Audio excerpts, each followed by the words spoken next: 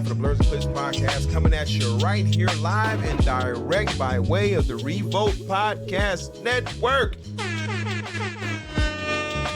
As usual, delivering you motherfuckers another one of them flawless, repetitious intros as I fade the music out ever so gently. And y'all know when I'm blurting and or clipping, I'm always joined by my partner in crime. What up, though, my G's? It's Vigatron banging on you bitches. I'm sorry, I'm starting the year off wrong. No, nigga, we in there, just like that with it, man. Hey, people, if you are watching us or listening to us, which you can do on all audio platforms, your Spotify's, your Apple, your iHearts, and things of the sort. If you're watching us on the tube of you, then you have made it into 2025 alive and kicking with the gang. You know what I'm saying? And we happy to have you here. We made it, as you can see. New year, new me. New pod, new. I mean, it ain't really too much new over here. We about to do the same shit, banging on all things pop culture, though. Who the fuck is the gang? And why are y'all watching this episode in March? That's funny. I see what you did there. Okay. But, hey, we in this bitch. Make some motherfucking... because this is the last time we gonna use that. All right? We're gonna take that off. Speaking of which, so apparently... collectively, we, or I'm just going to say me, are not allowed to be old and have brain farts. It was brought to my attention that for our last episode that aired, since for whatever reason I had the brain fart and I couldn't think of the fucking word air horn, it was pointed out to me. I had a whole text sent to me like, yeah, I think this is what you're looking for. Like, nigga, I know what the fuck an air horn is. That is funny as fuck, nigga. But just because in that moment, like, niggas don't constantly fucking stroke out and forget shit, nigga. I had a whole education on what air horn is. I'm a professional at fucking forgetting what something is called right there on the spot in the moment, nigga. When I'm looking for the simplistic ass word that I absolutely know is burnt into my and that's mind. what I'm saying. And that's been happening a whole lot lately and shit. But shout out to my nigga Mix. Thanks for the education on the word air horn. But like, goddamn, like niggas just can't be old now. Anyway, listen. You can't. You cannot be old. Hold on, wait. You cannot be old, and you also cannot host, throw events, or podcast unless somebody else put you on to it and taught you how to do it and gave you everything, the sauce, the secrets, and the recipes. This is true. I know who put you on, and by all accounts, I mean, I would love for that nigga to do for me what he did for you. It would, it's crazy like that he been hogging, you know what I'm saying, that sauce, because I mean, it would be amazing if he did for me, if he would do it for anybody else. You know what I'm saying? Just one other person, because I mean, wow, like, when you that potent and powerful, the world can use more of that. Nigga, you can't just share kryptonite with everybody. You're right. Anyway. Hey, man, so listen, you are now tuned in to Blurs and Clips, your TV, movie, video game, and whatever the hell else we feel like talking about podcast, because it is our goddamn show. We're going to continue rolling into this new year aggressively, not talking about you niggas mixtapes. No, we are not interviewing you. No, we are not talking about your album. We not about to review track number 3, player, because that's the hot one. We don't give a fuck, so don't reach out for that. There are other shows and other pods for that. Blends and Clips was a joke. And now that all that cleanup is done. You know what? Going forward, don't bring that shit up no more. Just because if they haven't already been educated by now, don't bring that shit up. You ain't got to explain it no more. I respect it. That's all I'm saying. I respect it. It's just part of the repetition. It's true, but it's like at this point, I shouldn't have to keep telling you, so to speak. You know what I mean? You're right. No, for real. So, of course, as we have walked out of the old year and into the new year, we are going to start this thing off by recapping last year, of course, in film. And with that being said, we're going to give y'all today our top and bottom 10 movies of the year. All right, 5 from me, 5 from Vig. Oh, I was about to say, where the fuck I you know getting I'm about to 10? say, nigga, don't jab me. Nigga, Don't your jab me. math is off. Okay, got it. No, I got it. yep. I got it. That makes sense. 5 piece. You know what I'm saying? Y'all That gonna way- be disappointed because it's really 9 because we're sharing one. That is true, though. That is true. We are sharing one. But I did not watch as many movies as I should have or wanted to. And then some of the shit that I watched were not released last year. So I mean, same, but that don't make us non-legit yeah, MFers. All right. no, anyway. it's just, listen. This is the thing. It's difficult because so much motherfucking shit comes out. Well, this is true, and also not to be in that not to get to that point where it's like it's a job. Until y'all start paying me to watch everything, you gonna get what you gonna get. You gonna get this fire commentary. You gonna get these jokes, and you gonna get whatever. You gonna eat whatever we put on that plate. Listen, realistically speaking, even then, they gonna get what they gonna get because niggas who make their full living off doing this, like Johns, Merle, Stugman, them niggas only reviewing the shit and watching the shit that they like and talking about those things. And Which is true, and they also get free, passes sometimes. that much too. But at the end of the year, though, it's like, this is not the top 10 movies of the year. This is the top 10 movies I actually saw. You know what I'm saying? Right. Like, that's what y'all gonna get all the time. It's gonna be what we actually saw. Cause some shit niggas don't want to see. Right, and to say that, I'm also going to say that caveat of understand that whatever we're saying is best and worst for us, don't mean that you shouldn't watch it.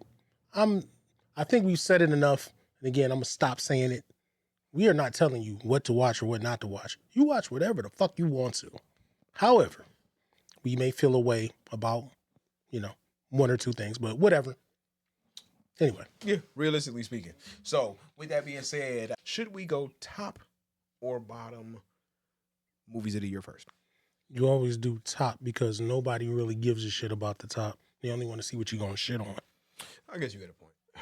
Well, with that being said, You know what does better. It's always the, historically, and you look statistically, everybody always wants to watch the worst of, in YouTube videos, not ours per se, but I mean, you know what I'm saying? Like, yeah, nobody gives a shit about what's the best. They really want to see what you're going to shit on. Because everybody sure. loves negativity. The irony. Everybody hates Chris. That's my shit, nigga. No, nigga, wait. This is TV and movie. Did you ever see the original version of the theme song that Tashina Arnold recorded? Right, you talking about her and the other two ladies singing? Yeah, I watched it. Great. Yeah. Like the it's longer. I Right. was like, oh, this is awesome. Like, Well, it is what it is, but I mean, at the same time, them using the main part of what they needed to was ingenious. Right. It was perfect. Perfect. So, yeah. It was like, nigga, like the way that shit is like, it's just short, sweet, to the point. When you hear the whole thing, it's like, oh, that's cool. Right. But at the same time, it's like, nigga, it's also like, nigga, we old. So just, if you don't get this, you're just young and fuck you, okay? Like, nigga, this is like, it put me in the mindset of there's probably a longer version of this, but all we ever heard was by Menon. I don't know about that. You don't think it was a longer? I think it was just that? That's the whole jingle? Yeah, because I forgot what comedian used to do jokes about that shit. I don't think it was Richard Jenny, but somebody in the 80s did jokes about all of those jingles that it was only like a couple of notes, and by Menon was one of them, and it was like a few of them that he did that were like that it was funny at the time because it was like, yeah, you don't even need a whole bunch of shit. But yeah, I don't think so. Oh, man, I hope it. I'm gonna go look it up now. Cause that would be amazing if there was a longer version of the by Menon jingle, nigga. That would be hilarious. Right. Or longer versions of just any of them joints that we just never heard the full shit. Cause all you needed was just that one piece for the actual commercial. Right. I'm just saying. I mean, nigga, like, Mentos went all out. Like, them niggas put the whole fucking track on that motherfucker. Nothing gets to you, staying fresh, staying cool. Yeah. They don't know about that neither. They do. Anyway. All right, so top 5 movies of the year for me, top 5 movies of the year from Vig, 10 total out here in these streets. Up first for your boy, Bad Boys. That was a good ass time, bro. Bad Boys, what was it? What was it called? It ain't For Life. That would make sense. No, Nigga, no, you know right. them. No, it was what? What the fuck was it? Bad Ride or Boys, Die. Eternity, whatever. No. What the fuck? Ride or Die. So these niggas named Bad Boys 3, Bad Boys for Life. Stupid motherfuckers in their name. Well, they Bad didn't. Boy At least they 4. didn't put the 4 in there. But If them niggas would have put the actual 4 in there, oh my god. But well, that just shows they didn't have the foresight. So whatever. yeah, low key. But with that being said, I don't know. I don't. This is not in your top, is it? No, but I mean, I liked it, but I mean, no, Okay. it's not my top. Okay, cool. So, but with that, now having 4 of these joints out, where would you put this one? It's third. Third? Behind Yeah. 1 and 2? So you saying 1, 2, 4, 3? It's 2, 1, 2, 1, 4, 3. 2, 1, 4, 3. Let me think. Yeah, because I mean, again, I didn't watch 3 and 4 extensively. I think I saw them once a piece. Okay. I mean, see, that's the thing.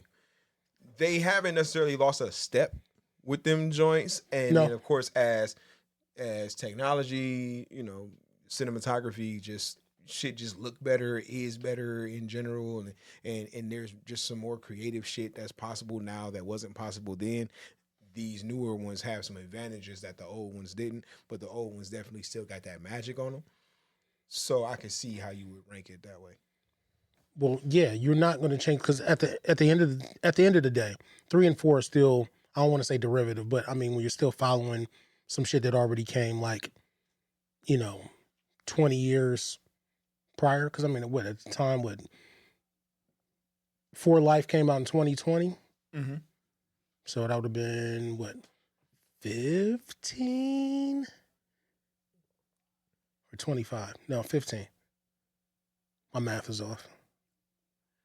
95 plus 5, boom, boom, boom. No, 25. So that would still been 25 Mhm. years prior Mhm. to the first one. So yeah, when you're going that far in, I mean, again, it's lucky that you can actually do something, a follow-up that far off and it actually still work and everything. But I mean, I'm not comparing them because again, Bad Boys 1, Michael Bay wasn't Michael Bay. Bad Boys 2, Michael Bay was prime Michael Bay. Oh, for sure. So you're not going to top that. Anything else is still almost in a way of the other directors trying to do their best Michael Bay. Right. For sure. That's why I'm saying it that way. And I mean, again, story-wise or anything else, I'm not like, oh yeah, it was just so much better. Like, man, fucking action flicks. It ain't that deep when we talking about plot. I would probably, just with how much I liked this one, I might actually go 2, 4, 1, 3. I mean, it's respectable. I'm not arguing any of this shit. Because I mean, no, just this one was just nigga. It was loaded on the action side. It was dope, nigga. Especially, I guess I don't remember any of it though. no, nigga. When the motherfuckers came into the house, nigga, and young boy, nigga. Yeah, that but shit see, was crucial. He knew what that nigga had the scene of the movie, you know what? which was also completely unexpected. Reggie. See, but that's why I don't rank it that high because I feel like because of the fact it was Reggie's scene, that's the novelty. Mm-hmm. If it would have been, let's say it would have been Mike Lowry in the house and that same scene took place, it'd be like, it's cool, but you wouldn't have had them same tingles, so to speak, for the people that did that. They did that shit because of Reggie's evolution from the second movie to now 20 plus years later of being like, boom, here, now he's got a cool hero arc. Right. But you take that away, I don't think you would if be. that was Mike Lowry, like if it like realistically, that scene low key couldn't have been anybody else. Right, but see, that's not my point. I'm talking about the action itself, what actually took place. Mhm. If you replace that with any other character and just said, hey, here's an action scene, you would say that action scene is cool, but it has a different effect because of the fact that it was Reggie. That's why I take points away and saying, I'm not going to flip out just because it was Reggie. Yeah, that's cool, but I'm not going to act like, oh my God, that scene itself was so fucking dope. It was like, no, it was Reggie is what made it that way. You've seen plenty of action scenes that have been just as equal to or whatever. Again, I can't remember anything within that scene that was like so groundbreaking as far as the action scene would go. But again, when you give that story arc to a character that you didn't think would get there, it makes it more exciting. That's all I'm saying. Oh, for sure. Not for sure. shitting on it because, again, we've established there isn't a bad boy movie that I don't like. Right. Same. So that's all I'm saying. For sure. And just maybe this is just a completely old age thing, but like every Bad Boys movie, Martin's head get rounder and meatier. Just like to me, it's just so funny to me. Right. Like that nigga face he looked more and more like a lean cuisine brownie, like in every movie. Well, I mean, the nigga got older and fatter. I mean, what the fuck you gonna do? It's crazy. Like, all right, but yeah, yep. Up number one for me, top of the year joints that I actually did manage to see is Bad Boys, Ride or Die, forever in a day or whatever. And I forgot, we probably have only 8 movies actually to speak of, now that I think about what's on the list. Okay. Anyway, so I'm just going to go with, fuck it. Alien Romulus. Okay. I'm going to put on there. Again, these are in no order. These are not ranked in any way. I don't know if you were doing that, but I'm not ranking them. No, not necessarily. No, Romulus was dope. Shit. I mean, we got an alien movie for the first time in a long time, and I really just didn't know what to expect from it. Well, we didn't get an alien movie. We got a solid alien movie, which is what we haven't gotten in a while. That's really what it is. Because there definitely have been joints within the universe that have come that just... And when they fucking mushed Alien and Predator together, then we got a bunch of bullshit out of that too. Was just... And then we got fucking Prometheus and... What the fuck ever. So just to get this and have it go back to an older feel that take place in that pocket between Alien and Aliens and... Were you trying to think of Covenant? Hmm? When you were just trying to think of a title, were you trying to think of Covenant? No. Oh, I just thought you were having an old man moment, and I was about to be pointing no. that out. Like, we can't have old man moments on fucking pod. Anyway, so continue. Like I was saying, like it was. I was just looking at, like I said, we had AVP, then AVP Requiem, and fucking, like I said, they just was mushing the Alien and Predator franchises together and shit consistently, but also making consistently shitty movies. We haven't gotten anything that was like significant. This shit was we were supposed to get another Alien movie. I don't even fucking remember like how long ago. Like shit just been in fucking development hell with all kind of bullshit going on. And wasn't somebody else supposed to do this movie? Well, Ridley Scott was still owed a third movie, and then I think they were talking about Neil Blomkamp. Yes, there you supposed to be doing something. Yeah, I wanted to see that. Right, but I mean, I don't know if he was supposed to do Romulus per se, or if he was supposed to do... he was supposed to just do... Right. Yeah, no, he was supposed to do his own. Like, I was seeing, like, they was releasing concept art and all kind of shit.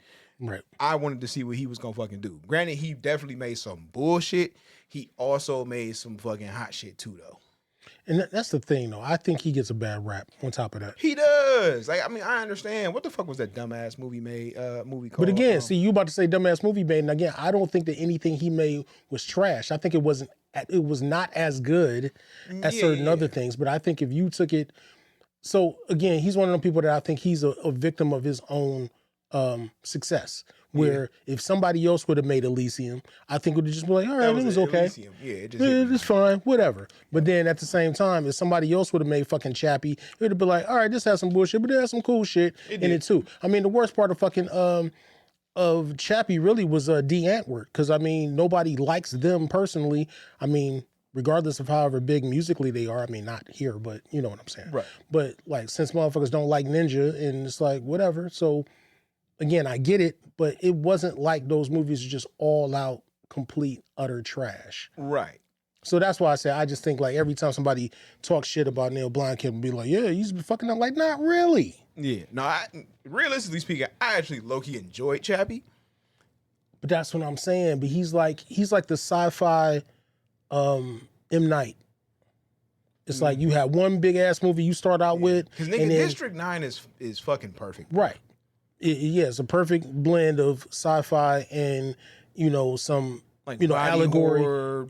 Yeah, about some shit. Like, so it's like, yeah, you got that, but then it's like everything you do after that, they're just always judging you based on that, and they're like, oh, you fell the fuck off. But anyway, sidebarring. So yeah, that would have been great if they had done that. But I mean, for Alien Romulus to kind of go back to basics on being a more of a horror movie in the Alien universe, and the fit right there after the first Alien within chronology. I mean, it was dope. Like I said, I enjoyed my time seeing it in the theater. There's only two real gripes in the movie that a lot of people have talked about. But again, you have to have seen Alien 1 to understand the reference and understand how unnecessary it was. And then part of the ending, people had issues with that too, but I don't give a shit. I was entertained, so whatever. Same. You know what I'm saying? Nigga, I was perfectly happy with it. Made me feel fucking great. Nigga, to see shit getting fucking blew up. Nigga, to see I mean, nigga, fuck all the bullshit. You ain't seen it. Just quit being a weirdo and go watch it or whatever. But nigga, seeing how she fucking handled the scene with the fucking like a nigga with fucking clapping the alien and then nigga having the acid blood float, nigga, and the zero gravity scene. That shit was fucking raw, nigga. I was like, oh, this is dope as fuck. It is what it is. I'm not knocking it.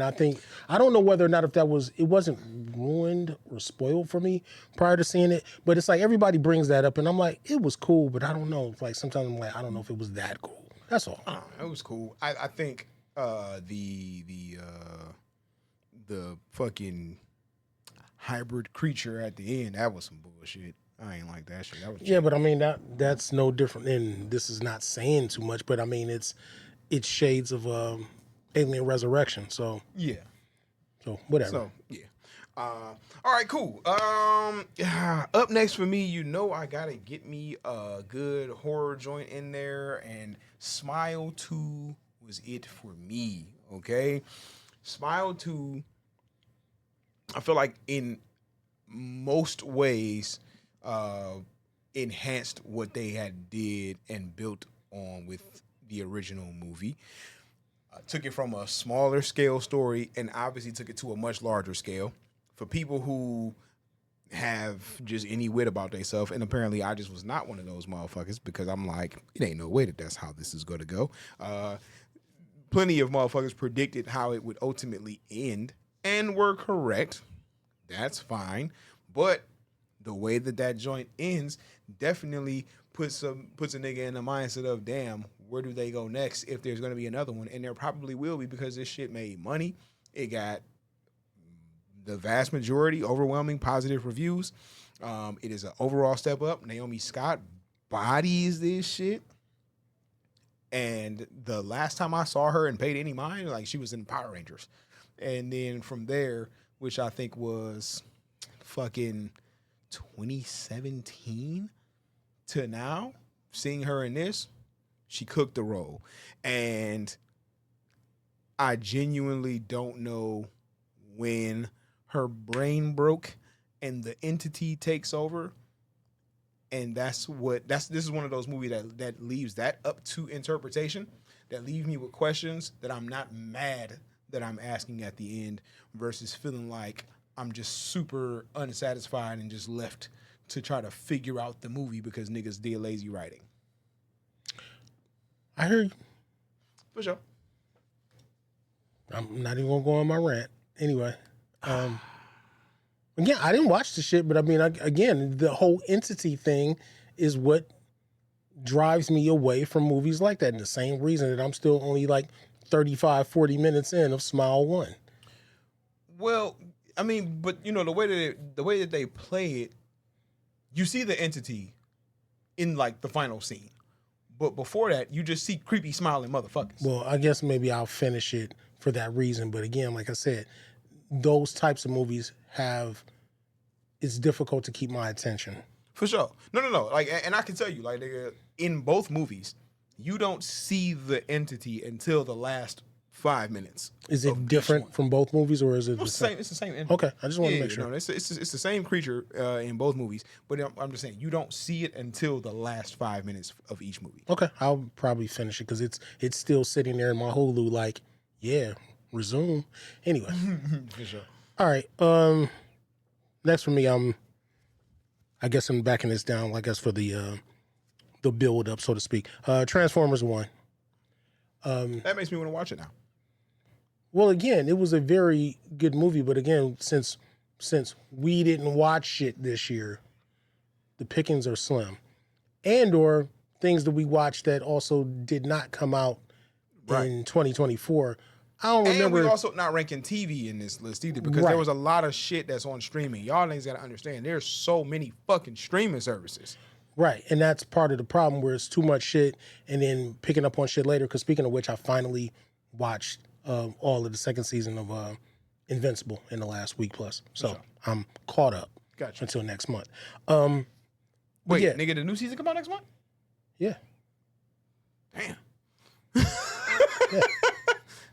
I thought you knew. Yeah, they had made announcements, and that's kind of what made me say, let me go ahead and try to watch this shit, thinking I had more episodes to get through than I did because I didn't know it was like the episodes that they had and then the Adam Eve shit, and then that was it. Now I'm waiting. No, I knew. I was just testing you. So anyway, Transformers 1, retelling of Transformers lore for new kids. None of y'all went to see it. It got great reviews. I can tell you, having seen it, as I've said on a previous episode, it's very entertaining. It's a nice adventure, which Transformers normally don't necessarily go on. So it's a nice adventure movie. If I was a kid, I'd probably be obsessed with it. It's pretty good. It's it's a perfect blend of, jokes for adults as well as for kids to enjoy. So if you got to sit there and watch with your kids, I don't think you're going to be upset. But yeah, I figure I'd shot that one out rather than some other random shit. This is my problem. Because within the past, bro, just this year alone, realistically speaking, just this year alone, and there's more, but just this year alone, we have had 3 movies that have been some form of prequel where we have characters that we know and love who are mortal fucking enemies, who we have gotten origin stories where they started out as fucking best pals and shit. Wicked, Mufasa, and Transformers. That makes sense because I'm like, it had to be like 2 other things I don't give a fuck about. Oh, for sure. Now that makes sense. But it's just like, nigga, 2 everybody, right. But everybody like, yeah, man, see, man, nigga, yeah, you know what I'm saying? The origin story of how Scar even had got his scar in the first place and why he became evil. Nobody gives a fuck, my nigga. Why is that the trend right now?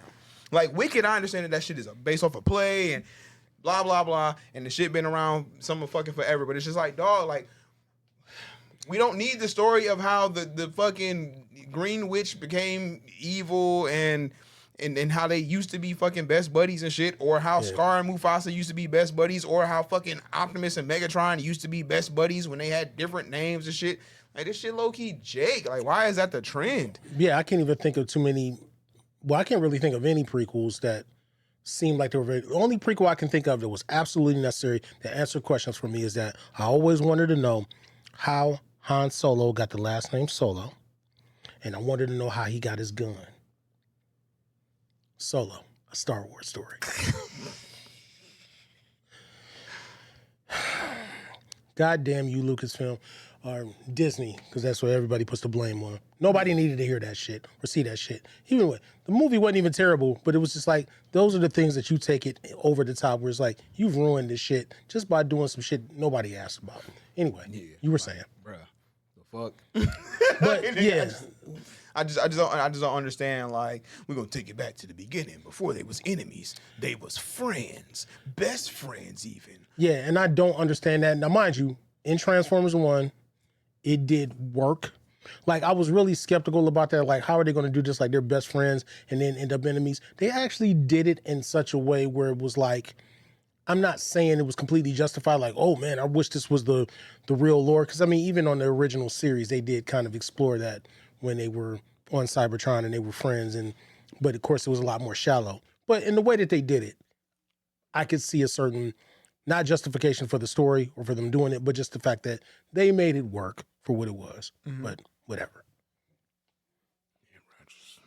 I don't, like I said, I don't get it. I just know that if these motherfuckers, if James Gunn dropped a Batman prequel, he's not. And him and fucking and Bruce Wayne and Joker was best buddies before becoming mortal enemies and shit, nigga. I'm gonna fucking off myself, nigga. I'm so sick of this shit.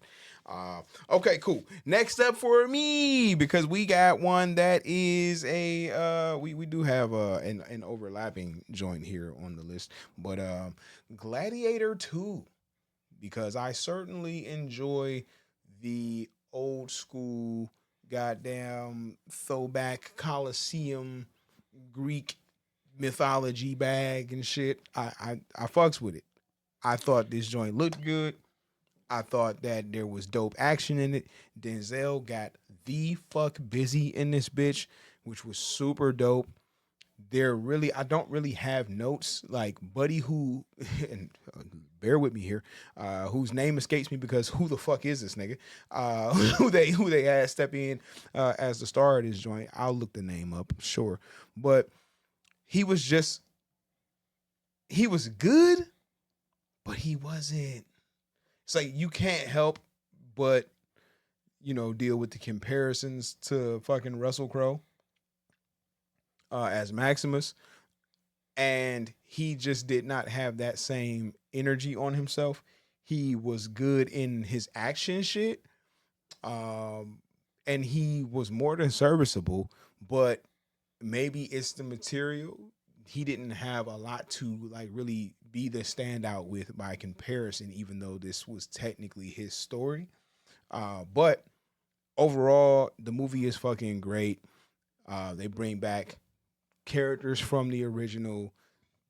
Excuse me. It puts you in that time period for sure. So I feel like this is a worthy successor to come as a fucking sequel to a movie this old. So Gladiator 2 is up there for me. Billy, do you like movies about gladiators? And Paul Mescal is. There you go, Paul Mescal. Yep, he was definitely he was beating niggas up for sure. I guess I'll never see it. Yeah. So this is probably arguably where I was going to say we're going to have overlapping because I want to save my fun. You know what? Nah. I'll do my other one because then I'm going to do the other one that I guess we're probably going to share. Overlap. Yeah. Yeah, because I think we're overlapping on two. That's what I'm saying. I think you forgot about one. No. Mm-mm. Okay. Nope. Sorry. So then that being said, I'm going to say my next up is Watchmen Chapter 1. And I think Chapter 2 came out. I need to see that. But anyway, the animated version of Watchmen. Oh, I didn't see it. I'm sure you didn't. Not hating, but I'm just saying. I watched the fuck out of the live action Watchmen movie though. I've watched that shit probably I've watched that movie in like ridiculous amount of times. Okay, and that's fine because I did like that one. However, and I'm going to assume, but I do believe I'm right. You did not actually read the graphic novel, right? No. Okay. I'm going to give you some homework, but it's not going to be official homework at this point. It's just more like, I think you will enjoy this. There is years ago, over a decade ago, they made a Watchmen animated comic where it was during that period where they were taking comic panels and like animating them. So they're not like full on animation, but like, you know what I'm saying? It gives you the full feel of this is what the comic panels look like, but it's animated and there's voiceover work for it. It's like one guy that's narrating the entire thing and he's doing all the voices and shit. Right. But it's like reading the comic without actually reading the comic. Mm-hmm. That being said, I'm going to eventually pass you that because it was on DVD. I have a digital version. I can give you all the episodes, but I think it's probably the best way to read all 12 issues of the comic in the way that they were, made to see, but also animated, that you could say, oh, I actually saw the whole story, and you can see kind of what got left out and what got changed from the movie. For sure. Now, the animated version that Warner Brothers put out this year, it's them retelling it again, but now it's a fully animated version. I don't know how many parts it's broken up into. I started watching chapter 1 and I forgot where it ended, but like I said, I saw recently that I guess chapter 2 came out and I didn't finish it. But like I said, they're doing it this way where they're trying to be a little bit more thorough about going through the story. So if you liked Watchmen the movie, if you liked the actual graphic novel, this is another good way to see it. I understand Alan Moore's beef of not wanting any of his creations to be made in a different media because that's not where he did it. He wrote it to be what it was. I get it. It is a cash grab in a lot of ways, but if you really enjoy the material, it's just another cool way to watch, the same shit. Oh, for sure. So, I mean, I get that. Like, low key, it's like, yes, it is, but no, it ain't a cash grab because, like, niggas ain't, like, they keep making Watchmen shit, but the Watchmen shit is not making fucking money, though, realistically. but it's not about the money. Well, it is and it isn't. I see what you're saying, but what I'm saying is it is a cash grab in the sense that if you write a book, okay, I'll give you an example. You write a rap. Let's say you write a story rap. You write your story rap, you put it out there, you publish it just for what it was. You didn't record it, nothing. You put it out there. You said, hey, people, go buy this to enjoy it. Somebody says, hey, this is a cool story. I'm going to make it into a movie. Now, you could say that that person originally wanted to just see a visual version of what you wrote. But at the end of the day, they're doing it to hopefully make a profit on it. And then let alone if there are more versions of your story being made by other people to put it out there, that's a cash grab.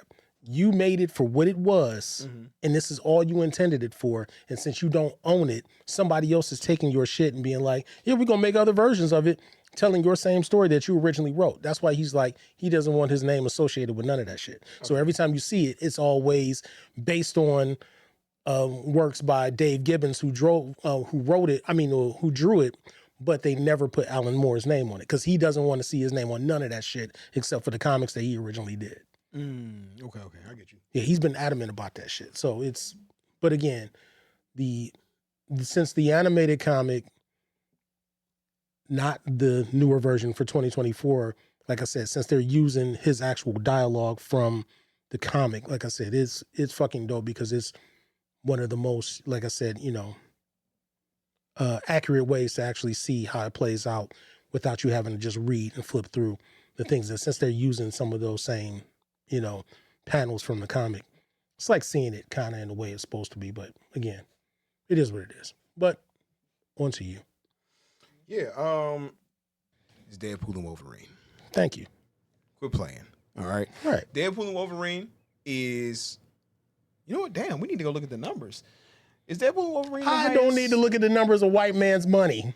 I'm thinking to myself like, damn, is that the highest grossing movie of the year?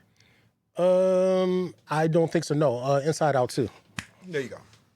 Okay, so one of the highest grossing movies of the year. Highest grossing R-rated movie, period. Highest grossing R-rated movie ever of all time, smacking everybody in the mouth. Smacking, because originally Deadpool had it. Joker came out, smoked everything up. Then it's like, all right, cool. Deadpool pulled back up like, hold my beer, bitch. Let me get that number one spot that you're not gonna touch. Niggas was considering, oh shit, but Joker coming out later this year. No. Okay? No. Folly a deuce on the goddamn, that's some bullshit. Nigga, listen. No. Deadpool and Wolverine, we got Hugh Jackman back. Abdominal muscles, no diddler, sprayed up with the baby oil, okay? Out here with the claws out again. We got the fucking fire, bye intro. Crazy. Smoke in the TVA. Strange that the niggas had different costumes than they did in Loki, but we ain't gonna argue about it. Fuck it. Strange that there was an entirely different TVA and different departments and sectors and shit like that when the TVA is supposed to just be one entity that operates outside of fucking the space-time continuum and shit that controls the timelines, but what the fuck ever. Doesn't matter. Deadpool's introduction into the Marvel Cinematic Universe was absolutely fucking glorious, my nigga. We got the nigga back. Now, granted, there are some points in the movie that I'm like, on, but overall, come on, man. This was easily the best comic book movie of the year, especially when you consider that Marvel didn't put shit the fuck else out. Sony put a bunch of bullshit out. Warner Brothers just doesn't fucking exist right now. And we got a movie. Well, yeah, I mean, and it wasn't lost on me, especially, me rocking the Burlington special. The Burlington special. Yes, sir. Yes, sir. Not that I'm plugging Burlington unless y'all want to pay me, but yeah, I guess I just did. But anyway, yeah, so it wasn't lost on me wearing it 'cause it was kind of like purpose, but I don't have anything else to add. I mean, again, if you liked the first two Deadpools and you're into the MCU, I don't think anybody that fits into those categories disliked it. You can have your nitpicks about it, but there's nothing for me to say. If it's your type of thing, go watch that shit. You should like it. I don't know how great the replay value is on it, because honestly, other than when I saw it in the theater and me kind of watching it at home a little bit, and I kind of just skimmed through it for the parts I wanted to see, I really haven't checked for it again like that.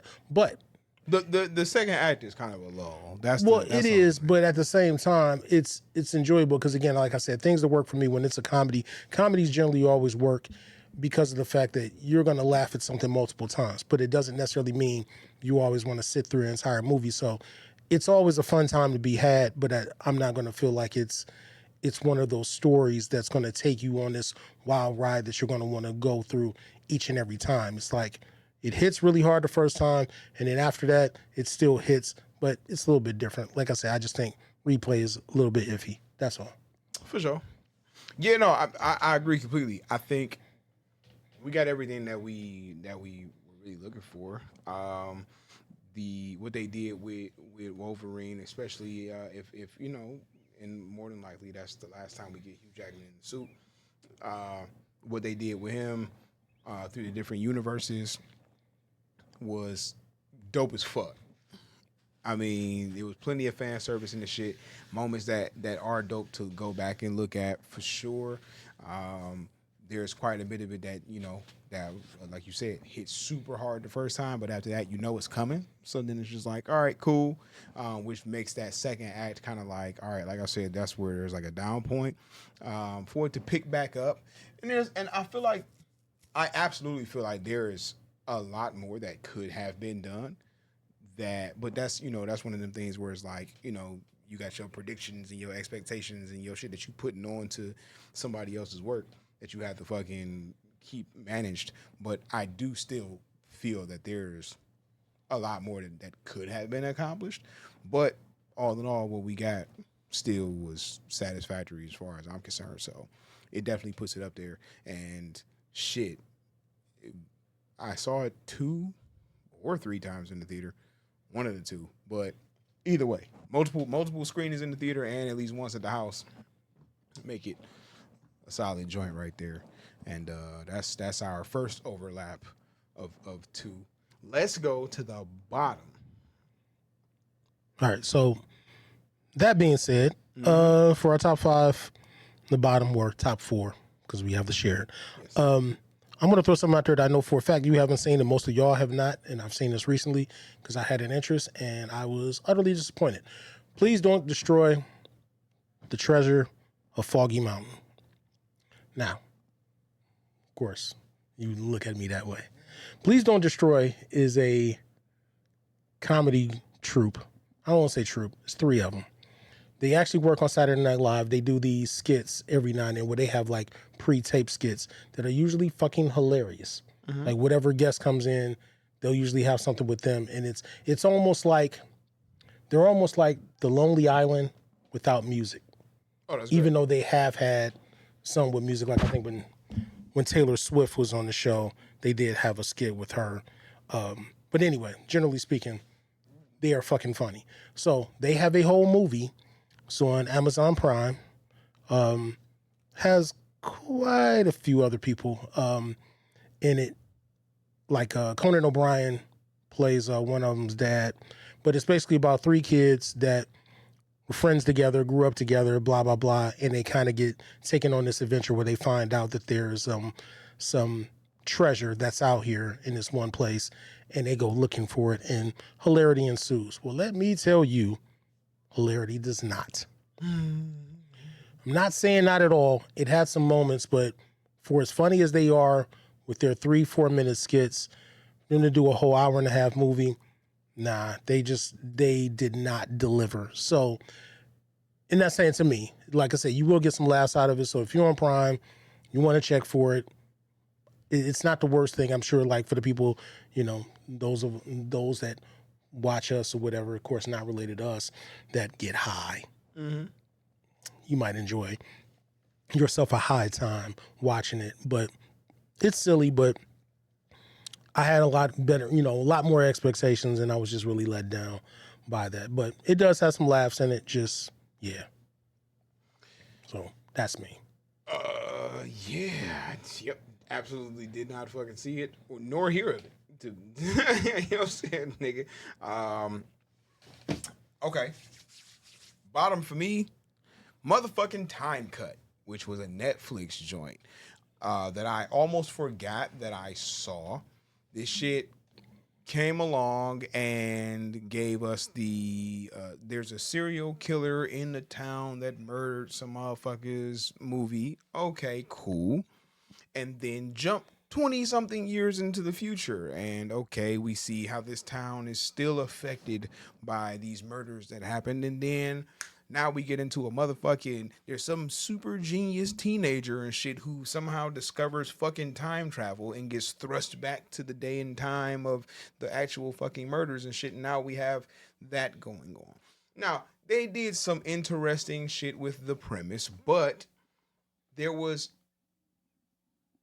Totally Killer also came out, which was another movie that was on streaming that literally did the exact same fucking premise, much better, just 2023.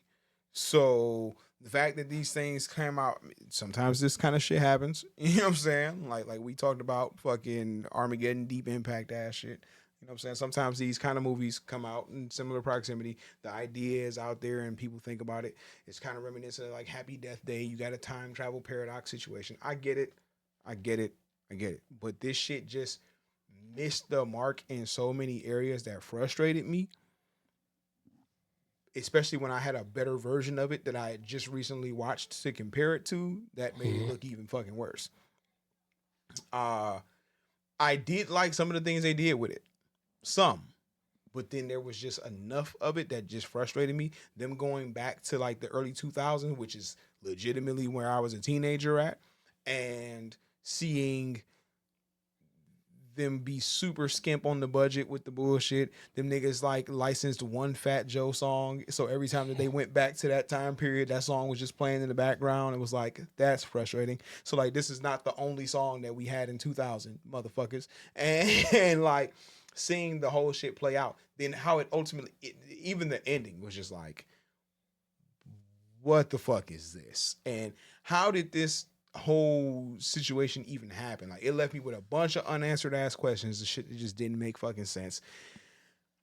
The way that they resolved the movie in the end just didn't make any fucking sense and is not how the world works at all. So it just, like I said, it was just a shitty version of something I had already saw multiple times. That had some promise in its premise with some of the ideas that they presented, but they just didn't stick the landing on All right. it. Yeah. Smoking a fat sack right here on W Balls. Anyway, so for me next, maybe this shitting on stuff wasn't even as hyped as I was thinking it was gonna be. I don't know. We might hit a pocket where something really fucked up. Next for me, I'm just gonna say Red One. Didn't see it. I figured you didn't. Didn't want to. Well, there's certain things I'm generally not gonna necessarily pass up. No matter how much, and this is relevant, how much The Rock is starting to make me not like him as much in recent time, I'm still gonna generally check out some shit that he's in. Even though I technically didn't actually watch the second Jumanji yet. But nonetheless. You know, I didn't watch. I did watch second Jumanji. I didn't watch Jungle Cruise. I watched most of Jungle Cruise. I just didn't finish it. Yeah, I didn't watch Jungle. Actually Jungle Cruise low key might be like that, and Red One might be the only movies of his that I haven't seen. I also do watch all of his shit. I don't know. Sounds like a challenge. Did you see Southland Tales? Yes. Oh, okay. Surprising. And- I actually own that shit on DVD. Okay. That was back when I was dumb, just thinking like, oh shit, Rock is in something else that nobody's talking about. Let me get this, and I was utterly disappointed. Yep. Fucking nigga, Be Cool was the first thing I remember seeing him in. Nigga, Tooth Fairy, fucking nigga, Rampage. Well, technically, you saw him in the Mummy too. Mummy Returns first. Right. Mummy Returns, then Scorpion King. So definitely those. Scorpion King was ass. So was Mummy Returns, low key. Yeah, because even Be Cool came after the Rundown. Yeah, yep, Rundown. I don't even remember what the one was called. Wait, was the Rundown the one where he was fighting Ernie Reyes and Junior in the fucking jungle and shit? Yeah, saw that shit. Yeah, so like I said, I can't really. I've seen most of that nigga movies. Right.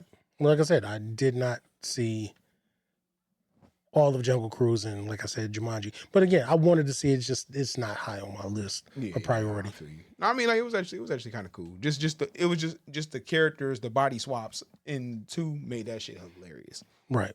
So seeing Kevin Hart be Danny Glover, nigga. Oh my god. So the fact that, just again with having Chris Evans and Dwayne Johnson with a sidebar of J.K. Simmons in it too? Yeah, he was Santa Claus. That's what I was about to say. With J.K. Simmons kind of being in it. Well, he was in it, but I mean, he wasn't the main focus. I mean, these are literally 3 niggas who I love all of their, like, I love them. So I think, you know what I'm saying? Everything was there for me to want to see it, but it was a fucking Santa Christmas movie. I was like, yeah, count me out. Right. But since it was more of a kind of action adventure kind of thing with a Christmas theme to it, it was more of a typical Rock vehicle, Rock like slash, Chris Evans off-brand vehicle than anything. So I wouldn't put so much of the onus on Christmas. And I mean, it had its Christmas lore and all of that shit. And a lot of people talked about, where they were setting up for a lot of the lore seemed cool, but just ultimately what it ended up being was like, it was a decent premise, but the execution was mad shitty, was mad predictable as far as things that happened. It was very formulaic, and that was the reason that it makes my list. Like, it wasn't the worst shit that I watched, but it was just so formulaic and predictable where it was like, really? This is what y'all made and supposedly paid $250 million for to do, or $300 million, whatever the fuck it cost, way more than what it should have. It was that. So it was just, because there's a lot of things that's on my list, I think, in a way that are more about disappointment than they are about just being absolute trash. And again, between Please Don't Destroy, Red One, those are definitely it because of the fact of just how it just wasn't great. For sure. It was just very disappointing as far as what they could have done and what got executed. That's all. Got you. All right, next up for me, easily The Watchers. This, I felt like, had a decent trailer, but it definitely left enough of that mysteriousness to it that was like, what the fuck am I about to get myself into? But go ahead, fuck it, let's watch it. And it was just some Shyamalan mystery bullshit. And it wasn't even a M. Night Shyamalan joint. This was Ishana Night Shyamalan's debut joint. And she certainly pulled up with Daddy's bag of tricks and tried to hit you with a twist in the end of the movie. And you can pretty much see it coming from quite a bit away that is fairly easily telegraphed, and you see what the twist is going to be to the story. It doesn't really make too much fucking sense. It's just kind of what the fuck ever. And then of course you get a bullshit ass exposition dump from somebody who miscellaneously conveniently left a box of fucking DVDs basically explaining everything that's going on that's been a mystery for the first 2 hours that you just trying to figure the fuck out. And you have a movie that's driven by just 4 fucking characters. It's just okay. Again, it's another one of those, like, what I give to M. Night is, and again, granted, this is not his movie, but still, it's his daughter's movie, and she uses his fucking formula. What I give to him is he'll come up with a dope ass premise for some shit and manage to fuck it up. And this is just another one of those things where it's like it's his daughter's, you know what I'm saying, stepping out, and she did the exact same thing. Has an interesting premise and just managed to not stick the landing on it. So it's definitely at the bottom for me for the year for what I felt like it could have been. But at the same time, when you see the name Shyamalan, you kind of just know what you're getting yourself into. And if you don't by now, you're just a dickhead. Shamalama ding dong. Shakalaka. Chicago. Some of y'all get that. What the fuck is it about? Oh, Ghostbusters Frozen Empire. Okay. Yeah, again, that's what I said. Just extra. Most of the shit on my list is all about the disappointment of like, really? This is what the fuck y'all got? So, and especially because of the fact that I thought Afterlife was okay. Mm-hmm. So, to follow up with something that was that much more under par and just undercooked and just so, you know what? I forgot that's the other thing too, especially when we talk about horror movies, and not that this is a horror movie per se, but about the shit that really pisses me off and takes me out. It's just bad decisions by characters. And this was filled with just the worst decisions from a little girl. I can't remember her name. It's not even important. But Egon's granddaughter. Just terrible decisions is what really made me go, man, fuck this movie. Yep. So having made it through it, yeah, I was I don't remember anything about that movie that I was like, yeah, it was enjoyable for me during that hour and a half, almost 2 hours, whatever it was that I spent watching it. This was a big fuck you. I respect it. Yeah, I mean it's not high in my year list at all. It's just super fucking forgettable. I mean, I really have forgotten the vast majority of it. I don't remember too much of shit happening in it. I just feel like, I don't know, the power of love defeated like the ancient ghost demon at the end or whatever. I don't fucking remember, but like he had popsicles or whatever. I don't know. It was just whatever. So yep, no, I don't really got too much on that. It was me as fuck, and I feel like they need to go ahead and just hang it up with the Ghostbusters shit. Now, what I did experience through the release of this movie was that Regal dropped a fucking ghost trap popcorn bucket that you hit the button on and that motherfucker opened up, and that's where you put your popcorn at. Nigga, I wanted that bitch bad as fuck. And this year, 2024, Regal did the fucking genius fucking marketing tactic of selling the popcorn buckets, nigga, up to a month before the fucking movie comes out to build up excitement without fucking bothering to tell nobody, like niggas who have the Regal app and a subscription to the fucking theater. Because if I would have got a notification saying, come get this bucket, or I would have pulled up. But when the movie came out, by the time it was released, they had sold them bitches out entirely, and I was not able to get one. And I'm going to be salty for the rest of life, nigga, until I cop one of them hoes, which I'm going to have to buy secondhand from somebody, and I'm going to get fucking diddied when I go try to buy that bitch offline somewhere. I can't tell you how out of context, wow, come get this bucket sounds. You right. You're right. Okay. Damn. That's all you got for that. Come get this bucket is crazy.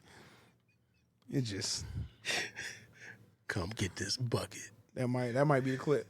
That might be the clip. Shit. Okay, cool. So next up for me, this one is just utter fucking disappointment. And I feel like we talked about it, but A Quiet Place, day one. So the third film in the Quiet Place franchise, yes, I actually remember vividly us talking about this shit. We talked about it, but I haven't watched it yet. Yeah, pissed me right the fuck off. Lupita Nyong'o is like a god, and she's just a fantastic fucking actress. Great. Don't give a fuck. This movie was ass, okay? We saw a whole lot more of the creatures, and that was fine. But again, like Moon Knight, every time there was some action, there was some type of cut or something occurred, and then these people, it's day one. We anticipated seeing like the people of the city figuring out how the creatures work, figuring out that they're attracted to sound. We don't see none of that shit happen. There's literally a point where Lupita blacks out and wakes up, and everybody in the city knows to just be quiet. What the fuck? Quiet Place Day 1 was ass. Both cheeks, that's all you need to know. And before this, I went on a whole spoiler-filled rant that I cut out just because you motherfuckers might actually want to watch that shit. But just know that I went on a good 2 minutes talking about all the details of this shit being booty butt cheeks for multiple reasons. Still though, do your thing. Watch it if you wanna. Just unfortunate that it is the worst of the franchise thus far. And with that being said, what you got, Vig? You knew this was coming, Pete. Madam Web. It's unfortunate. Now, mind you, it's amazing that I watched Madam Web and I still haven't seen Morbius. But I forgot what boredom I was in that I took a couple of days to watch this on Netflix. And yeah, it's absolute trash. It's the worst acting, the worst story, the worst inconveniencing Deus Ex Machina you could possibly do, the most uninteresting fucking Spider-Man related movie. Fucking trash. Everything about this movie, absolute ass. And it's one of those things like, yeah, if you want to see something bad just for the sake of seeing it bad, yeah, give it a watch. But probably like you were saying with Quiet Place, the third one. This might be one of those ones where I would probably say, yeah, don't watch. But again, if you just want to see something really bad, you could watch it. But it's really that bad. It's not a fluke. I can't even put it in context of feeling like it's one of those things that like, yeah, maybe some people like it. I don't see how. So again, you have Madam Web, side Spider-Man character that virtually nobody knows about, and make it a whole story centered around him. She was dope as fuck in the 90s cartoon, though. I guess. And her saving 3 other girls that the circumstances to how that all laid out, it so didn't make any sense about how they were effectively lightweight kidnapped, by a grown-ass woman. And I guess in a certain degree, they were, at least one of them was supposed to be a teenager and shit. But I mean, it was just fucking dumb from beginning to end. Like, Jesus. Yeah, Madam Web was terrible. It's just as bad as everybody said it is. But again, if you just want to be that bored, knock yourself out. Whatever. Yeah, I'm good. Count me out. I saw and heard enough for me to just say, yeah, I'm not really interested in the first fucking place. I just really don't have that much interest in the Sony non-Spider-Man movies in the first place. So fuck all that shit. Me neither. That's the reason I haven't seen Craven. But again, if I'm paying for Netflix, which I barely fucking watch up until recently, it's like, yeah, it's gonna get watched. Well, I shouldn't say that because again, I still haven't watched Morbius. Nigga, I'm about to say, and look, I did watch Morbius, but I have not watched Madam Web, and I don't know that I want to watch Craven, but fuck it. All right, cool. So we are at 3 each, so 4. Well, you're on your 4th. Yes, on my 4th. Are we overlapping on 2 here as well? You got Trap? No, because mine's Ghostbusters, Please Don't Destroy, Madam Web, and Red One. You're on your 4th. And then we have our shared. Okay, so then Trap would be 4th for me. Yeah, that's why I gave you Trap pre-show. Yes, it is. You're right.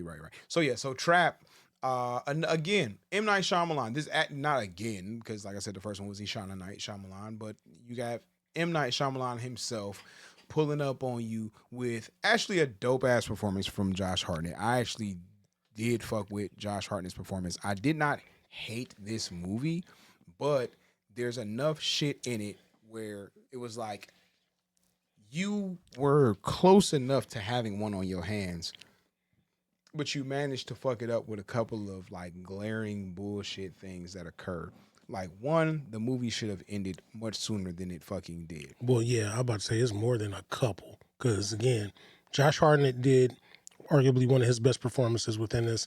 But yeah, Which I have this movie did not deserve the performance that he gave. right. I just chose not to put it on here because of the fact, like I said, they're giving you one, but Right. it's kind of overlapping in a way because I have a lot of issues with this. But So like continue. yeah, like so damn. I feel like this joint been out for a while and I kind of want to talk about it. But we also already well into our hour. But there was just too many fucking conveniences for him. Too many things that just coincidentally played out fucking perfect. Now, on one hand, we did get to see like his cunning, like how he motherfucking figured his way out of shit. But a lot of it was just too perfectly convenient that it played out exactly how he was attempting to make it work, which was some bullshit. There was way too much shit happening that nobody was seeing him do, being obviously fucking suspicious. That was just like, what the fuck is actually happening here?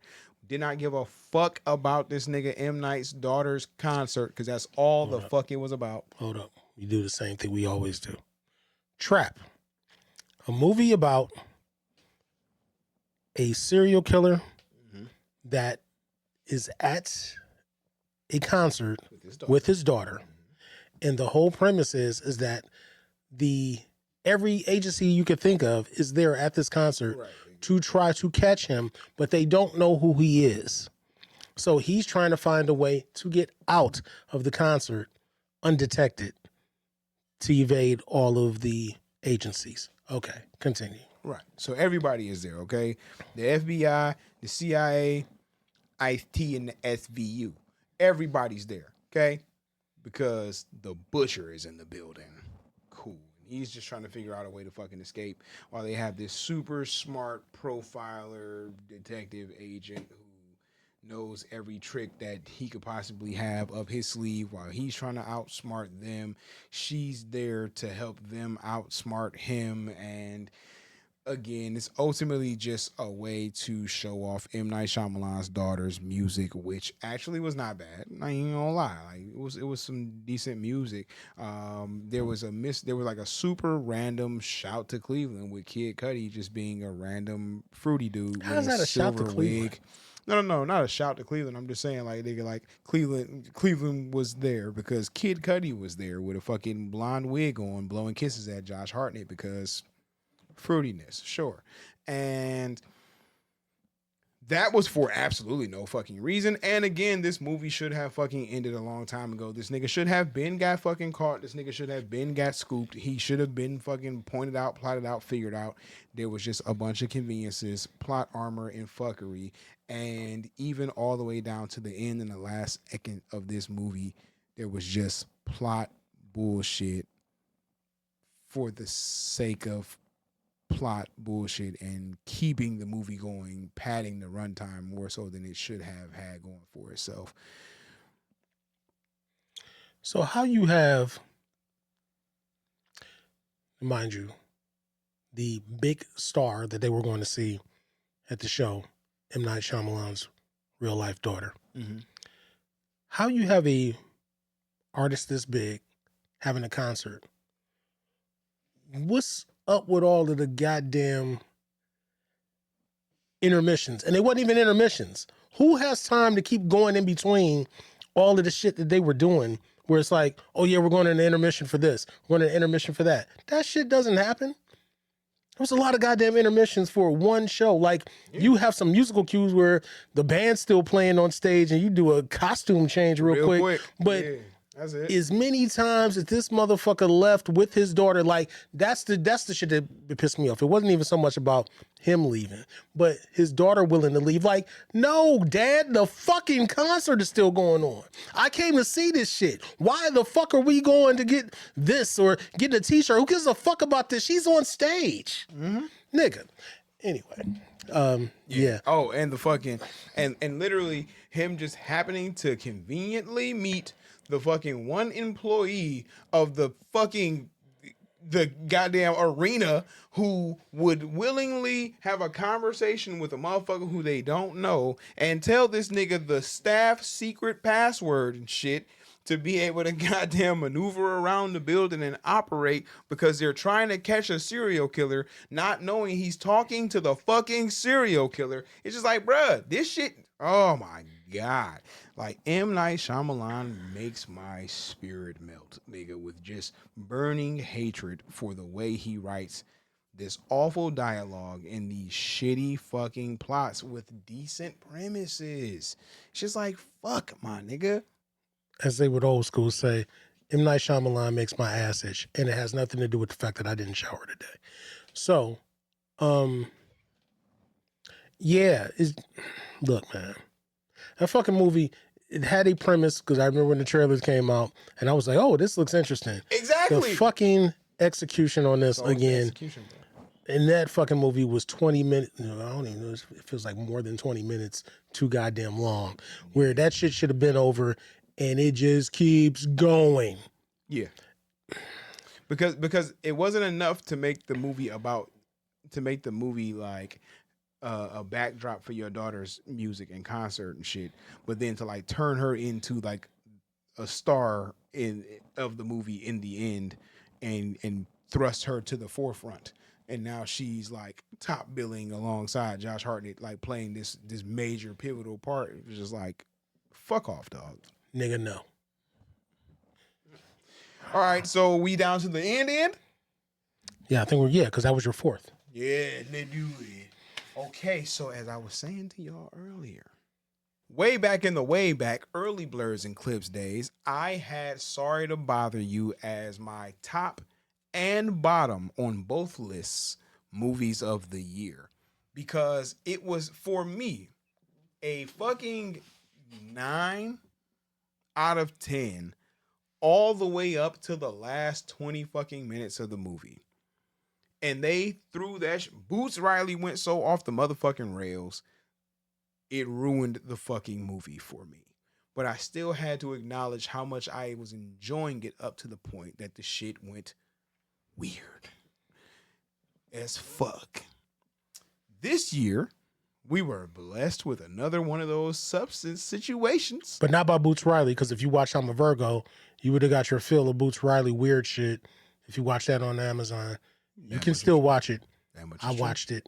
It's almost like the same thing. It's like it's a show. It's like 8 episodes of where 6 of them, it was like I'm with you, and then that finish. Anyway. Yep. So this year we got The Substance, starring Demi Moore, Dennis Quaid, and some other white chick. And some other unknown, lesser-known white woman who was supposed to be the younger, better, prettier version of Demi Moore, which she was not. She was cool, but she wasn't more attractive than Demi Moore when in prime. Yeah, and I don't know how much I talked about this on the previous episode. So again, I would like to still definitely not spoil this for people, to tell them just enough to make them watch this shit. Because again, since it's our best and worst, because this is on both of our lists. This is what we were waiting for. Yes, it's on both lists. On both lists, our best and worst, because best and worst it really was that fucking good up until it wasn't. So, with that being said, The Substance, again starring Demi Moore, Dennis Quaid, random white girl, is a movie that gave us, what was her name? Elizabeth Sparkle. Demi Moore is playing Elizabeth Sparkle. And she gets her star on the Hollywood Walk of Fame. She out here. She's a workout icon. She's a movie star. She's a TV star. She's all the types of stars that you can imagine.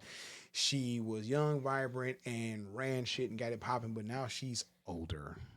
And the TV network and the film studio, they still want young. They want the new, young, hot, bubbly, bouncy thing out here, because once you get old, you pretty much get thrown to the side by the Hollywood machine. You are dished off.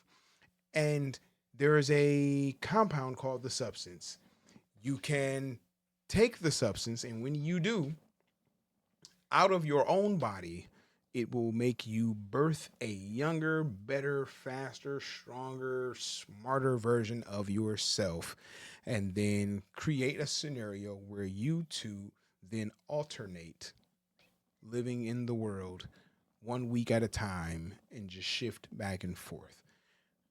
From there, whole bunch of other shit happens that we ain't gonna necessarily spoil for y'all. Well, you don't have to spoil it, but it does need to be said that, as you said, with the trade-off, they are telling, because it's very mysterious about how it gets presented, when she decides to actually take up on the offer to take the substance, and she is given explicit instructions that there are rules and you must follow the rules. That being said, to watch this woman go through her whole metamorphosis, going back and forth between her and the younger version, because they're really two separate people. That was part of what I thought was odd about how they presented that. Like, how do you take advantage of this? But again, there are rules, and once rules are broken, that's where it starts to get really fucking interesting. Yeah. And that being said, it's more of a, I don't really want to call it body horror, because I mean, I guess people throw that around and they say, everybody kept saying that, and it was just like, I mean, I guess as you get further along in the movie. Yeah, but it's body related things that are happening in there. Like if you've ever seen or watched any David Cronenberg stuff, you'd be used to that kind of thing. It's just kind of uncomfortable things that you would see, because if you're a little bit squeamish, I mean, the movie starts off with fucking Dennis Quaid talking with shrimp in his mouth, and it's very loud and very up close, and it's fucking nasty. And mind you, I had to see that shit on the big screen, and it was disgusting. Yeah, and I don't fuck with seafood, so I would have wanted to fucking throw up. And I love seafood, and I was disgusted. So it starts off there, but again, with the whole metamorphosis of what they're being told to do, a lot of that's what they would call the body horror component, but it really was more of a suspenseful sci-fi kind of thriller thing going on with it, where you wanted to know where it was going to go. So just seeing the juxtaposition of what Demi's character had to do with Elizabeth and what the younger character had to deal with, and just going back and forth, and that night and day element of them having to trade off in weeks and, you know, keeping to certain things. It gets really, really interesting. It's really fucking good in that way. Like, if you haven't seen it, I think you will love it, up until the point that this is why it made our best and worst. Because that last half hour, man, again, like we said, we were avoiding spoiling it, because again, I think it's good enough. Obviously, if we said it's on our top, we want you to see it, but we can't really tell you in detail what happens. I'm already ruining it enough by even us implying that, yeah, that shit goes completely off the rails as far as how it ends. And it's like, why did they do this? But I trust and believe the ride leading up to it, it's fucking phenomenal. And it's why it was on a lot of critics' lists and a lot of things for suggested for it. Because again, I saw it, I told him about it. He obviously eventually saw it. He understood what I meant when I said about the shit, because I was there. I was so into it from the beginning all the way up until that point. I wanted to know what was going to happen. And then it just said, hey, you know what? I'm just going to take a shit right here. And it did that. Now, I don't mean that it took a shit in the sense of like it just dropped off in quality, because again, as he gave the comparison to Sorry to Bother You, it's when you have these movies that they're doing something very different, they're giving you something original, and then somehow, some way, they just go completely fucking left out of nowhere. Like, yeah, we're doing this, we're just going to do this now. And it's like, what the fuck are you doing? Mm-hmm. That's what happens here. So some people may like what happens, or they may have some kind of affinity for it. I don't see how you could. Because there's motherfuckers out there that be like art first, and they just like, yeah, you know, it was artistic. Again, I'm not defending it, because again, I was sitting there like, what the fuck? Why did they do this? Like, you know, niggas who think that is another kind of artistic.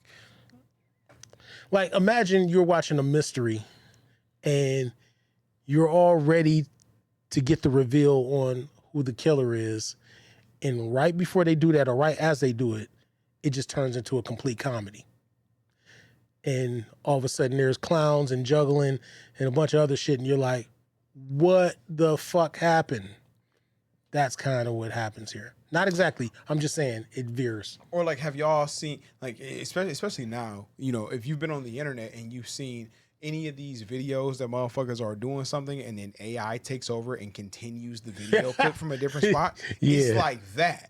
It's like Yeah, it's like a nigga fucking you're watching a UFC fight and a nigga get kicked in the mouth, and when the nigga lands on his ass, all of a sudden he's in a race car and then pulls the fuck off and shit. It's just like, yo, what the fuck just happened? Or I seen one where a nigga got kicked in the head, and when he dropped down to his hands and knees, then the AI took over and made him start twerking and popping his ass in the middle of the ring, and then everybody was outside that bitch like this, and it was like, yo, what the fuck is happening? It's like that. It's jarring as fuck. It's just something just completely different happens out of fucking nowhere.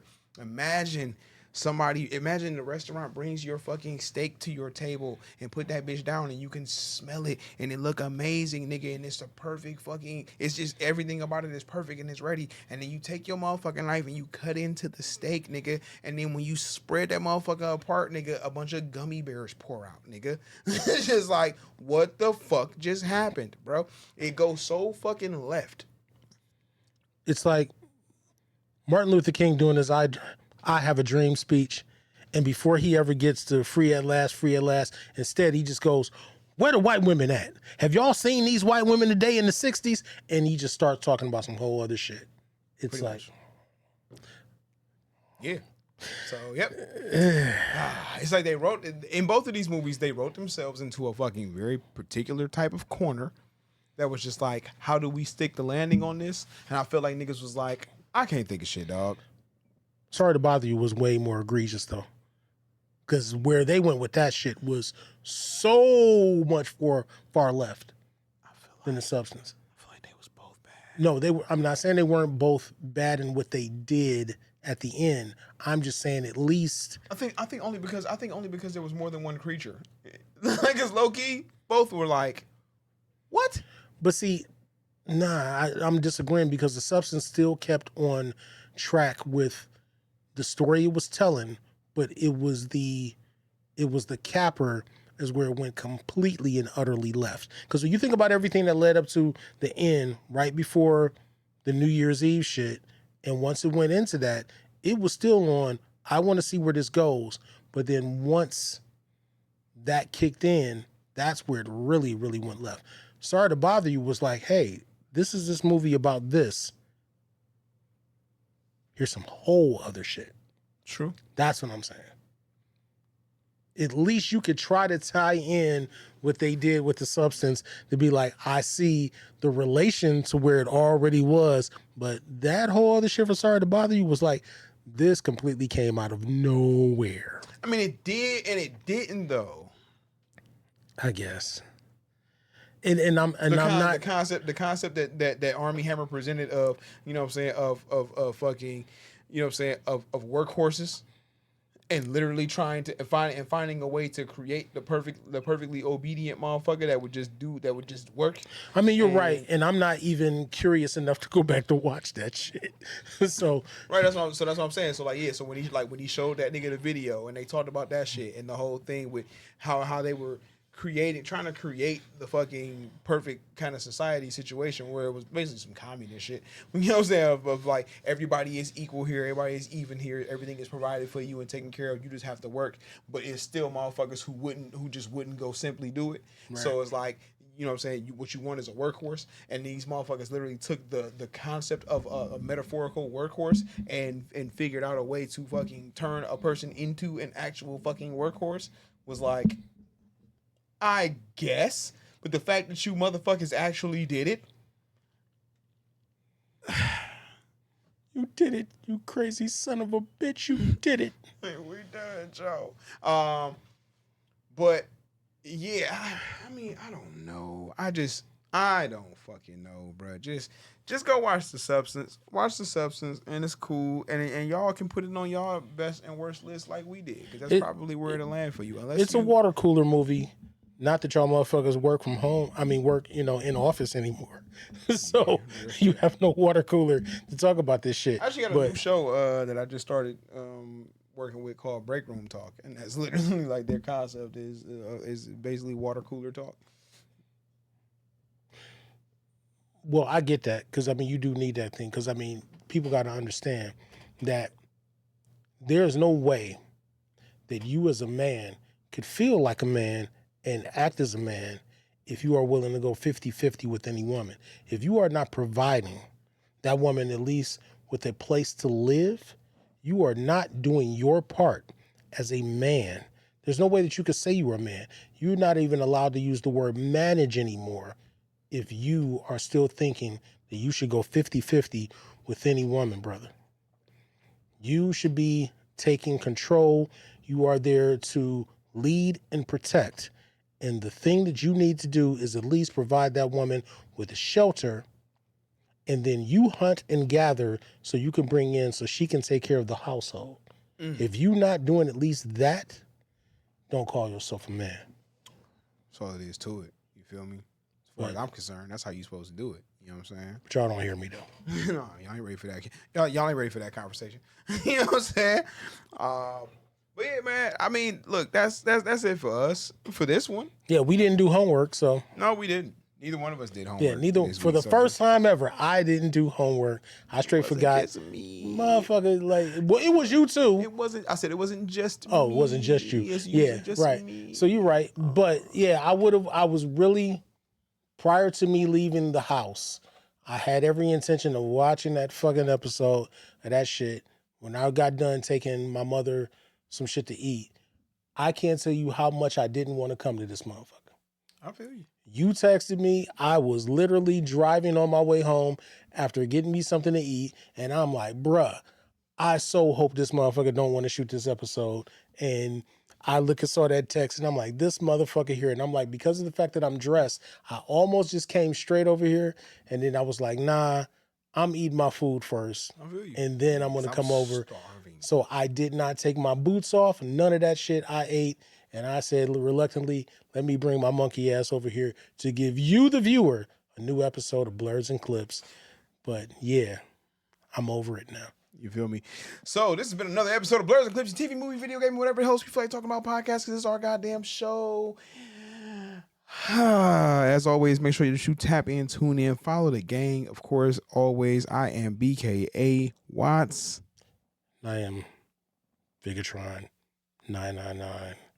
That you can follow me on everything. But I'm the award-winning Vigatron. I was told to not say that because apparently I need to, specify what awards I've won, regardless of what awards I've won. And it's all these people out here that made me who I am. But they ain't made nobody else, though. Same. I know who created Watts. And he want to act like he wasn't created, and he was. I've seen him. I remember when Watts didn't do nothing but have, a smooth, chin strap, beard, and he was just out here doing poems. He wasn't the dude that y'all know. He wasn't rapping ass Watts. He wasn't hosting ass Watts. He wasn't award-winning Watts. He wasn't that. He was made to be that. But he here now. Make another Watts. Just make another Watts. Apparently, it ain't that hard. Just make another Watts. Why are we so petty? Anyway. Oh, we're the greatest niggas of all time. I feel so much better behind that. All right, now with that being said, make sure y'all also follow the podcast page on Instagram at Blurs and Clips. And of course, you can email questions, concerns, comments, or DM us. But you can email us over at blursandclips@gmail.com as well. This is another one of them things right here. We appreciate y'all as always. Shout out to the Revolt Podcast Network. Happy New Year to each and every one of you motherfuckers who can see my face and or hear my voice. As usual, love, peace, and chicken grease.